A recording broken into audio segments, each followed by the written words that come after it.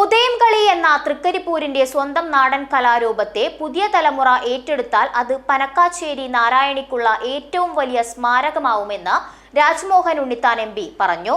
Folkland നേതൃത്വത്തിൽ ഉദയംകളിയിലെ അവസാന കലാകാരി തൃക്കരിപ്പൂർ ഉടുമ്പുന്തല കരിക്കടവിലെ പനക്കാച്ചേരി നാരായണിയുടെ അനുസ്മരണ സമ്മേളനം ഉദ്ഘാടനം ചെയ്ത് സംസാരിക്കുകയായിരുന്നു അദ്ദേഹം.